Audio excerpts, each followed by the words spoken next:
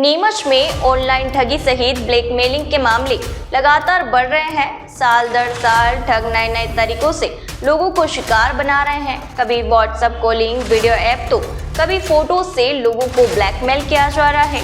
इस तरह विभिन्न माध्यमों से 3 साल में जिले में करीब 894 लोग साइबर ठगी का शिकार हुए हैं। नमस्कार, आप देख रहे हैं P44 न्यूज। मैं आपके साथ निकिता।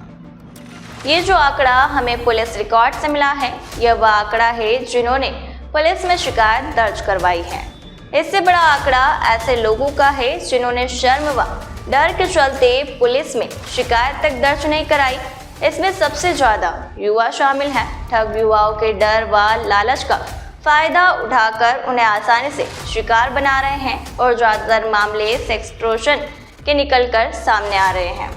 सेक्स एक्सटॉर्शन द्वारा ठगी कैसे की जाती है, अगर इस बारे में विस्तार से बात की जाए तो इस प्रकार की धोखाधड़ी पुरुष और महिला दोनों पीड़ितों के खिलाफ हो सकती है।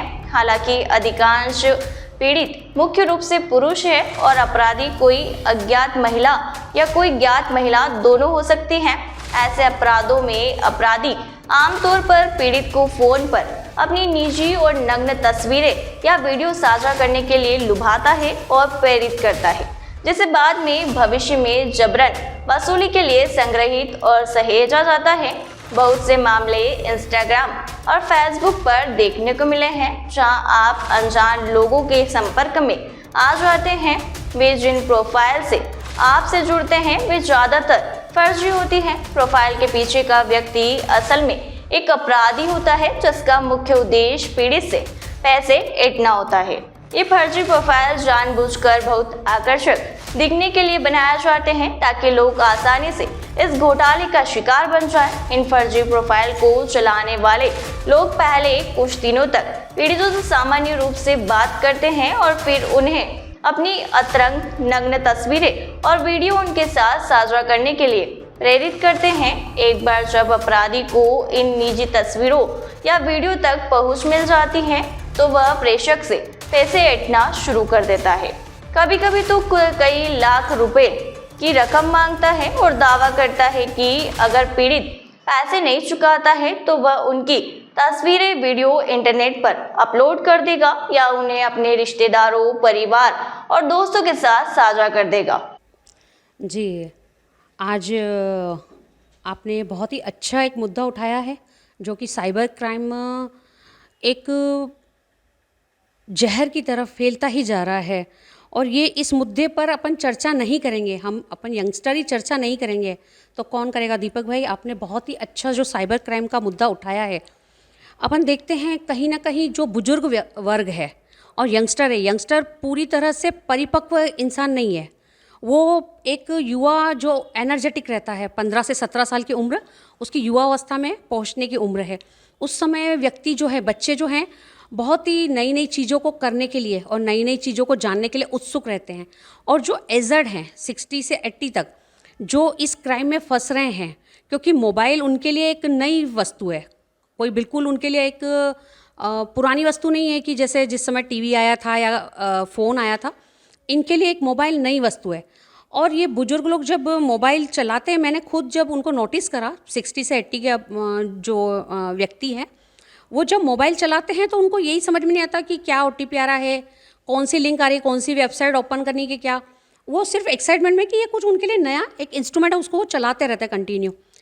इस चक्कर में क्या होता है कि वो बहुत सारे महिलाओं के भी झांसे में फंस जाते हैं, जबकि उनकी ये उम्र नहीं होती है। वो अपने बच्चों से भी शेयर नहीं कर पाते। बच्चों की उम्र 40 से 45 साल होती है। घर में वो बता नहीं पाते हैं, बाहर कंप्लेन नहीं कर पाते हैं।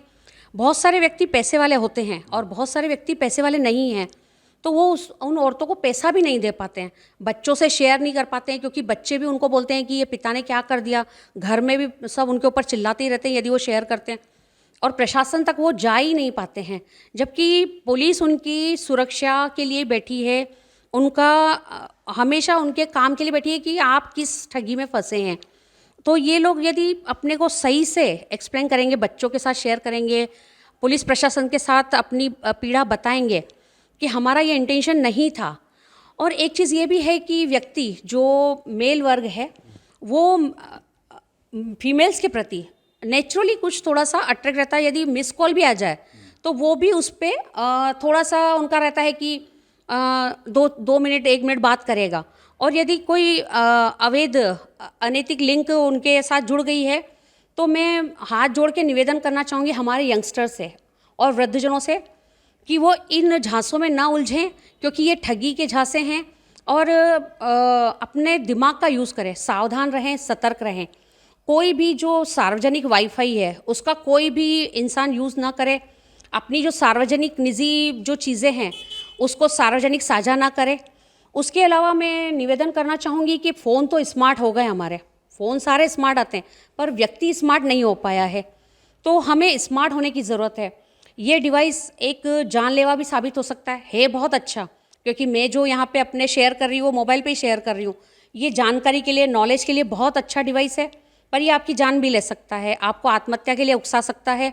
क्योंकि इसका आप सही से, एक ये डिवाइस है, इंसान ने बनाया है, बहुत ही अच्छी चीज़ है, पर आप इसका जब भी यूज़ करें सोच समझ कर यूज़ करें, सावधान रहे, सतर्क रहे। और यदि आपके साथ ऐसा कुछ हो भी गया है तो आप तुरंत अपने परिवार में उसको शेयर करें, पुलिस प्रशासन में शेयर करें।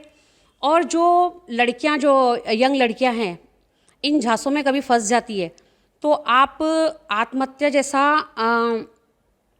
कायराना कदम ना उठाकर अपने टीचर्स को, अपने बड़े को, अपने माँ बाप को शेयर करें।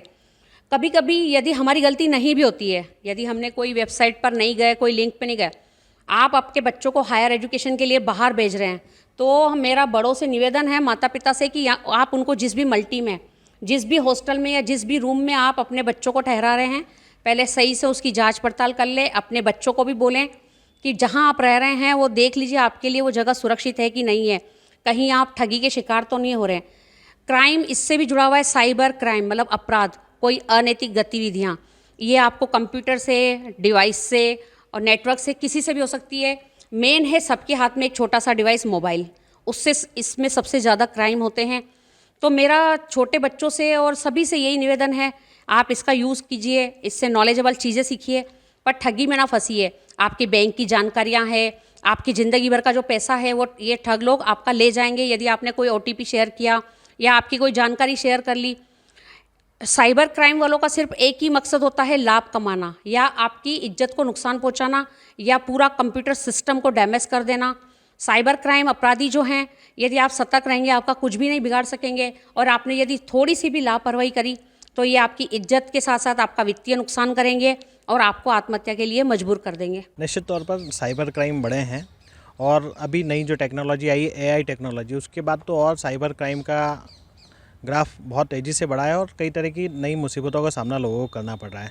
जैसा कि आपने बताया कि व्हाट्सएप कॉलिंग पे, वीडियो कॉलिंग पे कई महिलाएं बात करती हैं और अपने वो अंतर्वस्त्र उतार देती हैं या नग्न अवस्था में हो जाती है, और ऐसी कंडीशन में वो वीडियो रिकॉर्डिंग, स्क्रीन रिकॉर्डिंग करके जो बात करने वाला व्यक्ति होता है उसको ब्लैकमेल करती है। तो इस तरह के मामलों में डरने या घबराने की ज़रूरत नहीं है। इस तरह की पहली चीज़ तो अगर किसी व्यक्ति को साइबर अपराध से बचना है तो पहली चीज़ इस तरह के कॉल रिसीव करने से या इस तरह की जो घटनाएं हैं उनसे बचने की कोशिश करना चाहिए, या उनकी अनदेखी करना चाहिए, उनको रिसीव नहीं करना चाहिए। और यदि रिसीव भी कर लेते हैं और किसी कारणवश इस तरह के जाल में भी फंस जाते हैं तो उनके लिए कानूनन कई सारी रियायतें हैं, उनके पास कानून में कार्रवाई करने के कई सारे प्रावधान हैं। वो बजाय ब्लैकमेल होने के या डरने के बजाय पुलिस की शरण लें। साइबर सेल, जिला मुख्यालय पर साइबर सेल भी काम करती है, SP को रिपोर्ट करें तो उस तरह के मामलों में कार्रवाई हो सकती है और वो ठगी या फ्रॉड की घटनाओं से बच सकते हैं। देखिए, निश्चित तौर पर पुलिस तो अपना काम कर रही है, और जहाँ तक जैसे आर्थिक अपराध की बात है, साइबर फ्रॉड में आर्थिक अपराध जो होते हैं, बैंकों के OTP लेके ठगी करने का मामला है, उसको लेके भी RBI या जो संबंधित शासकीय बैंक हैं वो एडवाइजरी जारी करती है, लोगों को सचेत करती है कि आप इस तरह के किसी भी व्यक्ति को या अनजान व्यक्ति को अपना OTP शेयर ना करें, पहली चीज़। दूसरी चीज़, पुलिस की तरफ से भी समय समय पर एडवाइजरी जारी होती है कि आप किसी तरह के साइबर अपराध में उलझने से या फंसने से बचें। किसी अनजान व्यक्ति को अपना ना तो OTP शेयर करें, ना अपना आधार कार्ड शेयर करें, ना ही मोबाइल नंबर शेयर करें। लेकिन लोग नासमझी में या जो कानूनी रूप से सलाह दी जाती है उसकी अनदेखी करते हुए इस तरह के जाल में फंस जाते हैं। साइबर अपराध से बचने का सीधा तरीका है कि आप सचेत रहें, सावधान रहें और जो शासन द्वारा एडवाइजरी होती है उसका पालन करें। देखिए, निश्चित तौर पे एक सामाजिक रूप से प्रतिष्ठा के हनन का प्रश्न तो होता ही है, लेकिन इन परिस्थितियों से किसी भी समस्या का समाधान अपना जीवन समाप्त कर लेना या आत्महत्या कर लेना उस समस्या का समाधान नहीं है। जीवन में आने वाली हर परेशानी या मुसीबत का सामना इंसान को डट कर करना चाहिए, क्योंकि ये साइबर फ्रॉड है। आपने किसी तरह का कोई चारित्रिक अपराध किया नहीं है, इसलिए उससे डरने, झिझकने या घबराने या अपने चरित्र हनन की परवाह किए बिना आप पुलिस तक पहुँचे और पुलिस को ये बताएं कि हम इस तरह के जाल या ट्रैप का शिकार हुए हैं, और निश्चित तौर पे पुलिस तक शिकायत पहुँचेगी तो उन लोगों को राहत भी मिले। देखिए, तात्कालिक रूप से कई सारे लोग तो एक क्षणिक रूप से तत्काल लाभ कमाना चाहते हैं, उस चक्कर में होते हैं। कई सारे लोग महिलाओं को लेकर थोड़ा सा अति संवेदनशील होते हैं, उसको लेके भी उनके बीच में इस तरह की घटनाएं बढ़ती हैं। तो मेरा कहने से मतलब ये है कि आप अनजान व्यक्तियों से बात करने से बचें, अनजान लोगों से किसी तरह का संवाद ना रखें, और डिजिटल मतलब मोबाइल, लैपटॉप, टैब ये उपयोग करते हुए सावधानी बरतें, और OTP या अन्य किसी तरह की जानकारी साझा ना करें। यदि आपके मोबाइल पर अनजान नंबर से वीडियो कॉलिंग आए तो उसे उठाएं नहीं, क्योंकि बात करते समय आपके साथ साइबर क्राइम हो सकता है। ऑनलाइन ठगी करने वालों ने मोबाइल को हथियार बना लिया है। फोटो एडिट कर उसे वायरल करने की धमकी देकर भी वसूली हो रही है। इसमें जिले के कई लोग फंस चुके हैं। संभ्रांत परिवार के लोग बदनामी के डर से थाने भी नहीं पहुंचते हैं। जिले के साइबर शाखा में इसी तरह के अनेक आवेदन प्रतिमाह पहुंच रहे हैं। फोटो एडिट कर वायरल करने की धमकी देने के मामले 2024 में सबसे ज्यादा बढ़े हैं। कुछ लोगों ने बदनामी के डर से ठगों को रुपए ट्रांसफर भी कर दिए हैं। लगातार बढ़ रहे ठगी के मामले पुलिस के लिए चुनौती तो ही है। इसी मामले में जब SP अंकित जायसवाल से बात की गई तो आइए जानते हैं उन्होंने क्या कहा।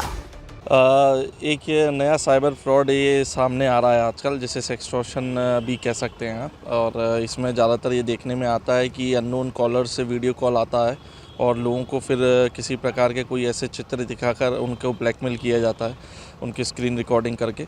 तो मेरा सभी से आग्रह रहेगा कि सभी लोग इस बारे में थोड़ा अपने आप को जागरूक रखें।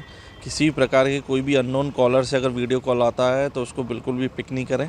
और इस तरह के जितने भी इनके द्वारा ठगी की जा रही है, उसके बाद ब्लैकमेलिंग की जाती है, तो उसकी सूचना तुरंत साइबर पुलिस को दें और जिला पुलिस जो DPO कार्यालय रहता है वहाँ पर सूचना दें। देखिए, इसमें मैं सभी को यही कहूँगा कि सबसे पहले तो खुद को जागरूक रखने की ज़रूरत है। दूसरा, जैसा कि हम लोग लगातार जो है कई बार प्रचार भी करते हैं, जागरूकता अभियान भी चलाते हैं। PHU द्वारा भी कई एनिमेटेड मूवीज़ बनाकर इसको पूरी स्टोरी लाइन के तहत सब कुछ समझाया भी जाता है कि किस प्रकार से लोग ठगी करते हैं, किस प्रकार से लोग ब्लैकमेल करते हैं। तो जागरूकता ही सबसे बड़ा वेपन है। सभी लोगों से मैं अपील करूंगा इसमें जागरूक रहें, और जब भी ऐसा कोई व्यक्ति अगर उनको ब्लैकमेल करने का प्रयास करता है तो जितनी जल्दी आप सूचना देंगे उतना ज़्यादा इसमें हम आपकी मदद कर पाएंगे। कई बार ये रहता है कि लोग बदनामी के डर से सामने नहीं आते हैं, लेकिन मैं इसमें सभी से गुजारिश करूंगा कि पुलिस से आप इसमें मदद मांगें। और गोपनीयता जो है वो पुलिस वैसे भी इस प्रकार के अपराधों में गोपनीयता रखती है, और हम आपकी पूरी मदद करें। पुलिस लगातार सतर्क है। अभी हाल ही में नीमच में हम लोगों ने एक बड़ा गिरोह भी पकड़ा है जो कि शेयर इन्वेस्टमेंट कराने के नाम पर लोगों को ठगी करते थे, और उनके एक गिरोह का ही पार्ट था जो फर्जी अकाउंट भी खुलवाते थे लोगों को पैसे का लालच देकर। तो इसमें हम लोगों ने करीब 9 लोगों को अपराधी बनाया हुआ है, और साथ ही जो मेन सरगना है जो विदेश में रह के चला रहे हैं उनको भी इसमें आरोपी बनाया हुआ है। इसके साथ ही अन्य 8-10 लोगों के नाम और उसमें खुले हैं अपराध में, जो उनके अन्य ब्रांचेस को चलाते थे।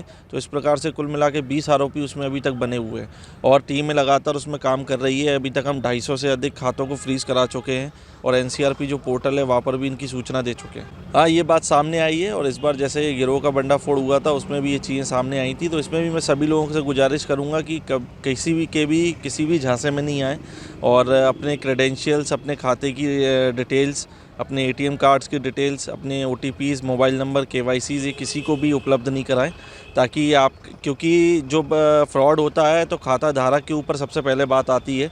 तो इसमें मेरा सभी से आग्रह रहेगा इस मामले में सचेत रहें।